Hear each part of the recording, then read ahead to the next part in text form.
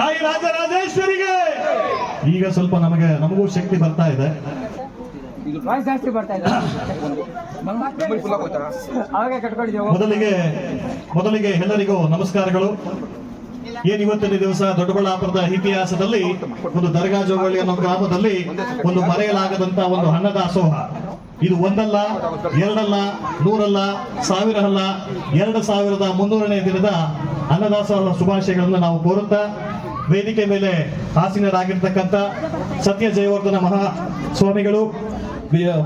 ಮಹಾಸ್ವಾಮಿಗಳ ಪಾದಾರವಿಂದಗಳಿಗೆ ವಂದಿಸುತ್ತಾ, ಹಾಗೂ ವೇದಿಕೆ ಮೇಲಿರ್ತಕ್ಕಂಥ ಹಿರಿಯ ಕಲಾವಿದರಾದಂಥ ಡಾಕ್ಟರ್ ಪಂಕಜ ಮೇಡಮ್ ಅವರಿಗೆ ವಂದಿಸುತ್ತಾ, ಹಾಗೂ ಎಲ್ಲ ನಮ್ಮ ವೇದಿಕೆ ಮೇಲಿರ್ತಕ್ಕಂಥ ಎಲ್ಲ ಗಣ್ಯರು, ಎಲ್ಲ ಮುಖ್ಯಸ್ಥರುಗಳಿಗೆ ವಂದನೆಗಳನ್ನು ಸಲ್ಲಿಸುತ್ತಾ, ಬಂಧುಗಳೇ, ಮುಖ್ಯವಾಗಿ ಇವತ್ತಿನ ದಿವಸ ನಾವು ಮರೆಯಲಾಗದ ದಿವಸ ಅಂತ ನಾನು ಹೇಳಲಿಕ್ಕೆ ಬಯಸ್ತೇನೆ.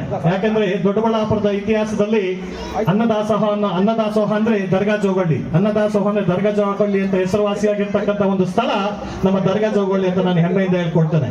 ಯಾಕೆಂದ್ರೆ ದೊಡ್ಡಬಳ್ಳಾಪುರ ತಾಲೂಕು ಅಂತಲ್ಲ, ಜಿಲ್ಲೆ ಅಂತಲ್ಲ, ರಾಜ್ಯ ಅಂತಲ್ಲ, ಇನ್ನ ದೇಶದ ಮಟ್ಟದಲ್ಲಿ ನಮ್ಮ ಈ ಒಂದು ಸ್ಥಳ ಹೆಸರುವಾಸಿ ಆಗಲಿ ಅಂತ ನಮ್ಮ ಈ ಒಂದು ಕನ್ನಡ ಜಾಗೃತ ವೇದಿಕೆ ದೊಡ್ಡಬಳ್ಳಾಪುರ ತಾಲೂಕು ಮತ್ತೆ ಜಿಲ್ಲಾ ಘಟಕದಿಂದ ಮೊದಲಿಗೆ ಶುಭಾಶಯಗಳನ್ನು ನಾವು ಕೋರ್ತೇವೆ.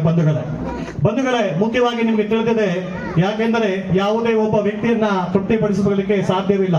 ಮನುಷ್ಯ ಜನ್ಮವನ್ನ ತೃಪ್ತಿಪಡಿಸಬೇಕಾದ್ರೆ ಮುಖ್ಯವಾಗಿ ನೀವು ನೋಡಿರ್ತೀರ, ಯಾಕೆಂದ್ರೆ ಒಂದು ವಸ್ತ್ರದಾನ ಆಗಿರಬಹುದು, ಅಥವಾ ಒಂದು ಭೂಮಿ ದಾನ ಆಗಿರಬಹುದು, ಅಥವಾ ಒಂದು ಒಡವೆ ದಾನ ಆಗಿರಬಹುದು. ಯಾಕೆಂದ್ರೆ ಒಂದು ಮನುಷ್ಯನನ್ನ ತೃಪ್ತಿಪಡಿಸಬೇಕಾದ್ರೆ ಹಸಿದ ಹೃದಯಗಳಿಗೆ ಒಂದು ಹೊತ್ತಿನ ಅನ್ನದಾಸವನ್ನು ನೀಡುವುದರ ಮುಖಾಂತರ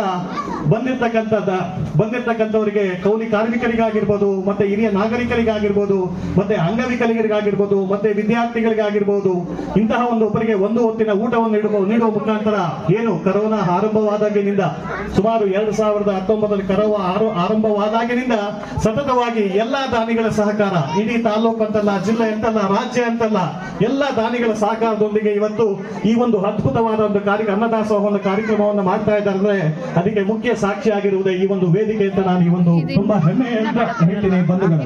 ಯಾಕೆಂದ್ರೆ ನಾವು ಸಹ ಕನ್ನಡ ಜಾಗೃತ ವೇದಿಕೆ ಸುಮಾರು 46ನೇ ದಿನಕ್ಕೆ ನಾನು ಮಲ್ಲೇಶಿಯವರ ಸಂಪರ್ಕ ಆಯಿತು. ನಾನು ಪಕ್ಕದ ದರ್ಗಾ ಜೋಗಳ್ಳಿಯವರೇ, ಸ್ಥಳೀಕರೇ, ನಾವು ದೊಡ್ಡಬಳ್ಳಾಪುರದವರೇ. 46ನೇ ದಿನಕ್ಕೆ ನಾವು ಮಲ್ಲೇಶಿಯವರನ್ನ ಪರಿಚಯ ಮಾಡ್ಕೊಂಡಾಗ ಹಾಲನ್ನು ಕೊಡ್ತಾ ಇದ್ರು. ಇದು ಸಭಾಭವನನೂ ಇರಲಿಲ್ಲ, ಮತ್ತೆ ಸ್ವಾಮಿಗಳ ಒಂದು ದೇವಸ್ಥಾನ ಇತ್ತು, ಮತ್ತೆ ರೋಡ್ಗಳು ಸರಿ ಇರಲಿಲ್ಲ, ಚರಂಡಿ ಇರಲಿಲ್ಲ. ಆಗಿನ ಒಂದು ಕಾಲಘಟ್ಟದಲ್ಲಿ ಈ ಒಂದು ಸ್ಥಳವನ್ನ ಒಂದು ನಿರ್ಜನ ಪ್ರದೇಶ, ಅಂದರೆ ಒಂದು ಸ್ಲಮ್ ಇರ್ತಕ್ಕಂಥ ಪ್ರದೇಶ, ಅನ್ಎಜುಕೇಟೆಡ್ ಅಂದ್ರೆ ಯಾರು ಎಜುಕೇಟೆಡ್ ಇಲ್ಲತಕ್ಕಂಥ ಒಂದು ಸ್ಲಮ್ ಪ್ರದೇಶ ಅಂತ ಗುರುತಿಸಿ ಈ ನಮ್ಮ ದೊಡ್ಡಬಳ್ಳಾಪುರದ ಒಂದು ನಗರಸಭೆ ಅಂತಹ ಒಂದು ಸ್ಥಳದಲ್ಲಿ ಇಂತಹ ಒಂದು ಉತ್ತಮವಾದಂತಹ ಆ ಒಂದು ಪರಿಸ್ಥಿತಿಗಳಲ್ಲಿ ಕರೋನಾ ಬಂದಂತ ಸಂದರ್ಭದಲ್ಲಿ ತಮ್ಮ ಕುಟುಂಬಗಳನ್ನ ಕಾಪಾಡಿಕೊಳ್ಳುವುದೇ ದೊಡ್ಡ ಸಮಸ್ಯೆ ಆಗಿತ್ತು. ಒಬ್ಬ ಹೆಂಡತಿ ಆಗಿರ್ಬೋದು, ಮಗ ಆಗಿರ್ಬೋದು, ತಾಯಿ ಆಗಿರ್ಬೋದು, ತಂದೆ ಆಗಿರ್ಬೋದು, ಅವರ ಕುಟುಂಬವನ್ನೇ ಕಾಪಾಡಿಕೊಳ್ಳುವಂತ ಅಂತಹ ಸಂದರ್ಭದಲ್ಲಿ ಈ ನಮ್ಮ ಆತ್ಮೀಯ ಸ್ನೇಹಿತರಾದಂತ ನಾವು ತುಂಬಾ ಹೆಮ್ಮೆಯಿಂದ ಹೇಳ್ಕೊಳ್ತೇವೆ, ಆತ್ಮೀಯ ಗೆಳೆಯ, ಆತ್ಮೀಯ ಸ್ನೇಹಿತ ಅಂತ. ಅಂತಹ ಒಂದು ಸಂದರ್ಭದಲ್ಲಿ ಆರಂಭವಾದಂತಹ ಈ ಒಂದು ಸ್ನೇಹ ಇವತ್ತು 2003ನೇ ದಿವಸಕ್ಕೆ ನಾವು ಸಹ ಈ ಒಂದು ವೇದಿಕೆಗೆ ಸಾಕ್ಷಿಯಾಗಿದ್ದೇವೆ ಅಂದ್ರೆ ಅದು ನಿಮ್ಮೆಲ್ಲರ ಪ್ರೀತಿ, ವಿಶ್ವಾಸ, ಭಗವಂತನ ಆಶೀರ್ವಾದ, ಮತ್ತೆ ಎಲ್ಲ ಗುರು ಹಿರಿಯರ ಆಶೀರ್ವಾದ ಅಂತ ನಾನು ತುಂಬಾ ಹೆಮ್ಮೆಯಿಂದ ಹೇಳ್ಕೊಳ್ತೇನೆ. ಮತ್ತೆ ಇನ್ನು ಮುಖ್ಯವಾಗಿ ಮಲೇಶಿಯಾದ ನಾನು ಹಲವು ಸಲ ಜಗಳನ್ನೇ ಮಾಡಿದ್ದೇನೆ. ಯಾಕೆಂದ್ರೆ ಆ ಕರೋನಾ ಬಂದಂತ ಸಂಬಂಧದಲ್ಲಿ ನಾವು ಫ್ಯಾಮಿಲಿಗಳು ಕಾಪಾಡ್ಕೊಳ್ಳೋದೇ ಸಮಸ್ಯೆ ಆಗಿತ್ತು. ಅಂತಹ ಸಂದರ್ಭದಲ್ಲಿ ಏನಾದರೂ ಒಬ್ಬ ದಾನಿಗಳನ್ನ ಹಿಡಿದು ಒಂದು ಹಾಲು ಕೊಡೋದಾಗಿರ್ಬೋದು, ಒಂದು ಹಣ್ಣು ಕೊಡುವುದಾಗಿರ್ಬೋದು, ಒಂದು ತರಕಾರಿ ಕೊಡುವುದಾಗಿರ್ಬೋದು, ಮತ್ತೆ ಕೆಲವರಿಂದ ಬಟ್ಟೆಗಳನ್ನ ಸೇವಾ ಮುಖಾಂತರದಲ್ಲಿ, ಮತ್ತೆ ಶಾಲಾ ಮಕ್ಕಳಿಗೆ ಪುಸ್ತಕಗಳು, ಬಟ್ಟೆಗಳನ್ನು ಕೊಡುವ ಮುಖಾಂತರ ಒಂದು ಸೇವೆಯನ್ನು ಮಾಡ್ತಕ್ಕಂಥ ಬಂದಿರುವುದು ಈ ಒಂದು ದೊಡ್ಡಬಳ್ಳಾಪುರದ ಇತಿಹಾಸದಲ್ಲಿ ಮರೆಯಲಾಗದ ಒಂದು ಸಾಧನೆ ಅಂತ ನಾನು ತುಂಬಾ ಹೆಮ್ಮೆಯಿಂದ ಹೇಳ್ಕೊಳ್ತೇನೆ. ನಾವು ಸಹ ನಮ್ಮ ಕನ್ನಡ ಜಾಗೃತ ವೇದಿಕೆ ವತಿಯಿಂದ ಮಲ್ಲೇಶಿಯವರ ಸ್ನೇಹ ಇದಾದ ಮೇಲೆ ಸಂಪಾದಿಸಿದ ಮೇಲೆ ನಾವು ಸಹ ಅವರ ಜೊತೆ ನಮ್ಮ ಕನ್ನಡ ಜಾಗೃತ ವೇದಿಕೆಯ ಹುಟ್ಟುಹಬ್ಬಗಳಾಗಿರಬಹುದು, ಮತ್ತೆ ಕನ್ನಡ ರಾಜ್ಯೋತ್ಸವವನ್ನು ಈ ಸ್ಥಳದಲ್ಲಿ ಮಾಡಿದ್ದೇವೆ. ನಾವು ಈ ಸ್ಥಳದಲ್ಲಿ ಕನ್ನಡ ರಾಜ್ಯೋತ್ಸವವನ್ನು ಮಾಡಿದ್ದೇವೆ. ನಮ್ಮ ಸಂಘಟನೆಯ ಪದಾಧಿಕಾರಿಗಳಾಗಲಿ ನಮ್ಮ ಹುಟ್ಟುಹಬ್ಬಗಳನ್ನು ಸಹ ಇಲ್ಲಿ ಒಂದು ಹಸಿದವರಿಗೆ ಒಂದು ಹೊತ್ತಿನ ಊಟ ನೀಡುವ ಮುಖಾಂತರ ಈ ಒಂದು ಅದ್ಭುತವಾದಂತಹ ಕಾರ್ಯಕ್ರಮಕ್ಕೆ ನಾವು ಕೈ ಜೋಡಿಸಿದ್ದೇವೆ ಅಂತ ನಾನು ತುಂಬಾ ಹೆಮ್ಮೆಯಿಂದ ಹೇಳ್ಕೊಳ್ತೇನೆ. ಅದರಿಂದನೇ ಇವತ್ತು ರಾಜ್ಯದಲ್ಲಿ ಜಿಲ್ಲಾ ಮಟ್ಟ, ತಾಲೂಕು, ಜಿಲ್ಲೆ, ರಾಜ್ಯ ಮಟ್ಟದಲ್ಲಿ ಇವತ್ತು ದರ್ಗಾ ಜೋಗಳ್ಳಿ ಒಂದು ಹೆಸರುವಾಸಿ ಆಗಿದೆ ಅಂದ್ರೆ ಇದಕ್ಕೆಲ್ಲ ಸಾಕ್ಷಿ ನಿಮ್ಮೆಲ್ಲರ ಸಹಕಾರ, ನೀವು ಇಲ್ಲಿ ಬಂದಿರತಕ್ಕಂಥ ಎಲ್ಲ ಗಣ್ಯರ ಸಹಕಾರ ಮತ್ತೆ ಕನ್ನಡ ಮನಸ್ಸುಗಳ ಅಭಿಪ್ರಾಯ ಅಂತ ನಾನು ಹೇಳಲಿಕ್ಕೆ ಬಯಸ್ತೇನೆ. ಮುಖ್ಯವಾಗಿ ಇನ್ನೊಂದು ವಿಷಯನ ನಾನು ಹೇಳಲೇಬೇಕಾಗತ್ತೆ. ಯಾಕೆಂದ್ರೆ ಮಲ್ಲೇಶಿ ಅವರು ಈ ಒಂದು ಅನ್ನದಾಸೋಹ ಸೇವೆ ಅಂತಲ್ಲ, ಮಲ್ಲೇಶಿ ಅವರ ಜೊತೆಲಿ ನಾವು ಹಲವಾರು ಪರಿಸರ ಸೇವೆಗಳನ್ನು ಸಹ ನಾವು ಮಾಡಿದ್ದೇವೆ. ಒಂದು ಗಿಡ ನೆಡುವ ಒಂದು ಕಾರ್ಯಕ್ರಮವನ್ನ ಸುಮಾರು ಈ ನಮ್ಮ ಘಾಟಿ ಕ್ಷೇತ್ರದಲ್ಲಿರ್ತಕ್ಕಂಥ ದೇವರಬೆಟ್ಟ ಕಾಡಿನಲ್ಲಿ ಮಲ್ಲೇಶಿ ಅವರಾಗಿರ್ಬೋದು, ನಮ್ಮ ಕನ್ನಡ ಜಾಗೃತ ವೇದಿಕೆ ತಂಡ ಮತ್ತೆ ಎಲ್ಲ ನಮ್ಮ ಕನ್ನಡ ಮನಸ್ಸುಗಳ ಸಹಕಾರದೊಂದಿಗೆ ಮಾಕಳಿದುರ್ಗದಲ್ಲಿ 25,000ಕ್ಕೂ ಬೀಜ ದೊಡ್ಡೆಗಳನ್ನು ಹಾಕಿರುವುದು ಒಂದು ಹೆಮ್ಮೆಯ ಸಂಗತಿ ಅಂತ ನಾನು ಹೇಳಲಿಕ್ಕೆ ಬಯಸ್ತೇನೆ. ಮತ್ತೆ ಫಾರೆಸ್ಟ್ ಅವರ ಸಹಕಾರದೊಂದಿಗೆ ಘಾಟಿ ಕ್ಷೇತ್ರದಲ್ಲಿ ಎಲ್ಲ ಗಿಡಗಳನ್ನು ನೆಡುವ ಮುಖಾಂತರ 10,000 ಗಿಡಗಳನ್ನು ಉಡುವ ಮುಖಾಂತರ ನಮ್ಮ ಮಲ್ಲೇಶಿ ಅವರು ನಮ್ಮ ಜೊತೆ ಸಾಕ್ಷಿಯಾಗಿದ್ದಾರೆ. ಅಂದ್ರೆ ನನ್ನ ಹತ್ರ ದಾಖಲೆ ಇದೆ, ನಮ್ಮ ಹತ್ರ ದಾಖಲೆಗಳಿದೆ, ಪೇಪರ್ ನ್ಯೂಸ್ಗಳಿದೆ. ಮತ್ತೆ ಆ ಸಂದರ್ಭದಲ್ಲಿ ನಾವು ಮಾಡಿದ್ದೇವೆ. ಮತ್ತೆ ಇನ್ನು ನಮ್ಮ ಈ ಗ್ರಾಮದ ದರ್ಗಾ ಜೋಗಳ್ಳಿ ಗ್ರಾಮದ ಮುಖ್ಯವಾಗಿ ನಮ್ಮ ಶಶಿಕಲಾ ಮೇಡಮ್ ಅವರಾಗಿರ್ಬೋದು, ಮತ್ತೆ ನಮ್ಮ ಮಲ್ಲಣ್ಣನವರು. ಯಾಕೆಂದ್ರೆ ಈ ಭಾಗ ದರ್ಗಾ ಜೋಗಳ್ಳಿ ಪಂಚಾಯತಿಗೆ ಒಂದು ಬರೋದ್ರಿಂದ ಈ ಭಾಗದಲ್ಲಿರ್ತಕ್ಕಂಥ ನಮ್ಮ ಮಲ್ಲಣ್ಣನಾಗಿರ್ಬೋದು, ಮತ್ತೆ ಪಂಚಾಯತಿಯ ಸದಸ್ಯರಾಗಿರಬಹುದು, ಮತ್ತೆ ನಮ್ಮ ಶಶಿಕಲಾ ನಾಗರಾಜ್ ಮೇಡಮ್ ಅವರಾಗಿರ್ಬೋದು, ಯಾವುದೇ ಕಾರ್ಯಕ್ರಮ ಆಗ್ಲಿ ಅವ್ರು ಬಂದಾಗ ನಮ್ಮ ಹೆಸರು ಕೇಳ್ತಾ ಇರ್ತಾರೆ, ಯಾಕೆ ನಾಗರಾಜ್ ಬರ್ಲಿಲ್ವಾ ಅಂತಾರೆ. ನಾವು ಬಂದಾಗೂ ಅಷ್ಟೇ ಅವ್ರನ್ನ ಮೇಡಮ್ ಕೇಳ್ತೇವೆ, ಮತ್ತೆ ಮಲ್ಲಣ್ಣವ್ರು ಕೇಳ್ತಾ ಇರ್ತಾರೆ, ಯಾಕೆ ನಾಗರಾಜ್ ಬರ್ಲಿಲ್ವಾ ಇವತ್ತು ಅಂತ. ಅಂತಹ ಒಂದು ಸ್ನೇಹ ನಂಟಿನಲ್ಲಿ ಇವತ್ತಿನ ದಿವಸ ಈ ಒಂದು ಅದ್ಭುತವನ್ನ ಕಾರ್ಯಕ್ರಮ ಮಾಡ್ತಾ ಇದೆ ಅಂದ್ರೆ ತುಂಬಾ ಹೆಮ್ಮೆ ಆಗುತ್ತೆ. ಮತ್ತೆ ಅವ್ರದ್ದು 2,300 ಅಲ್ಲ, 2,500 ಅಲ್ಲ, 5,000 10,000 ಆಗಲಿ ಅಂತ ನಾನು ಈ ಸಂದರ್ಭದಲ್ಲಿ ಶುಭವನ್ನ ಕೋರ್ತೇನೆ. ಇನ್ನೊಬ್ಬರ ವಿಷಯವನ್ನು ನಾವು ಮಾತಾಡಲೇಬೇಕಾಗತ್ತೆ. ಯಾಕೆಂದ್ರೆ ಮುಖ್ಯವಾಗಿ ಅವರಿಗೆ ಬೆಂಗಾವಲಾಗಿ ನಿಂತಿರ್ತಕ್ಕಂಥವ್ರು ನಮ್ಮ ಆತ್ಮೀಯರಾದಂತಹ ಶ್ರೀನಿವಾಸ್ ಅವರು. ಯಾಕೆಂದ್ರೆ ಒಬ್ಬ ಸರ್ಕಾರಿ ಅಧಿಕಾರಿಯಾಗಿ ಇಂತಹ ಒಂದು ಸ್ಥಳದಲ್ಲಿ ಬಂದು ಇಂತಹ ಒಂದು ಸಾಮಾಜಿಕ ಕಳಕಳಿನ ಸೇವೆ ಮಾಡ್ತಾ ಇರುವುದು ಅವರ ಹೆಮ್ಮೆಯ ವಿಷಯ. ಅವ್ರಿಗೂ ಅಷ್ಟೇ ಭಗವಂತ ಆಯುರಾರೋಗ್ಯ ಕೊಟ್ಟು ಕಾಪಾಡಲಿ ಅಂತ ನಾನು ಈ ಸಂದರ್ಭದಲ್ಲಿ ಹೇಳ್ತೇನೆ. ಯಾಕೆಂದ್ರೆ ಒಬ್ಬ ಸಾಮಾನ್ಯ ಸರ್ಕಾರಿ ಅಧಿಕಾರಿ ಎಷ್ಟು ಜವಾಬ್ದಾರಿಗಳು ಇರ್ತದೆ ಅನ್ನೋದು ನೀವು ಈಗಾಗಲೇ ನೀವು ಕಂಡುಕೊಂಡಿದ್ದೀರಾ.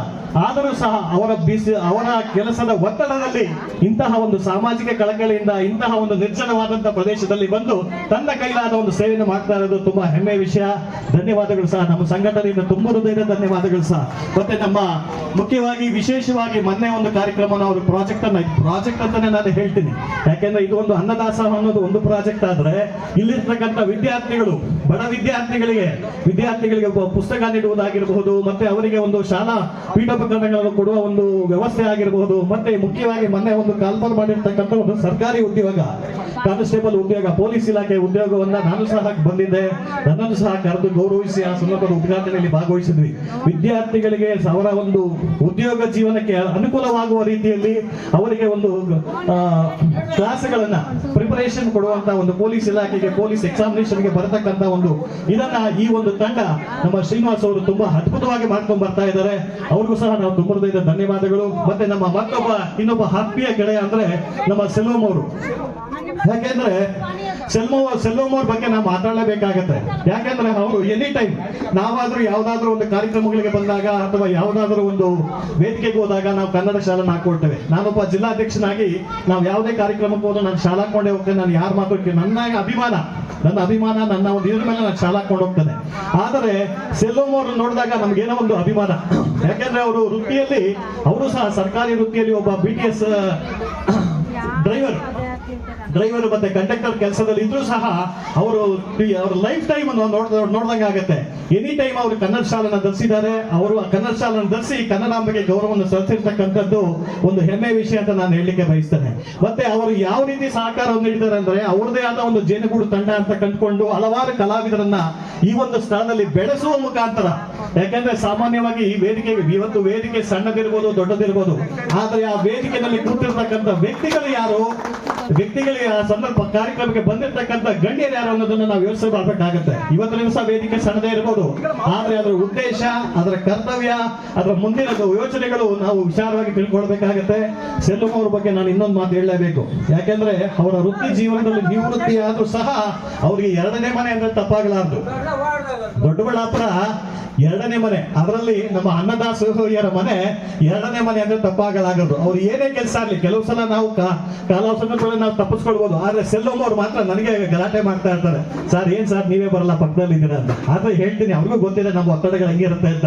ಅಂತಹ ಒಂದು ನಿವೃತ್ತಿಯ ಹೊಂದಿದ್ರು ಸಹ ತನ್ನ ಕಲಾ ಸೇವೆಗೆ ಒಂದು ಮುಡುಪು ಆದ್ರೆ ಇನ್ನೊಂದು ಅನ್ನದಾಸೋಹಕ್ಕೆ ಎಲ್ಲ ದಾನಿಗಳನ್ನ ತಂದು ಈ ಒಂದು ಸಂದರ್ಭದಲ್ಲಿ ಅದ್ಭುತವಾದ ಕಾರ್ಯಕ್ರಮಗಳನ್ನ ಮಾಡ್ತಾ ಇದ್ದಾರೆ.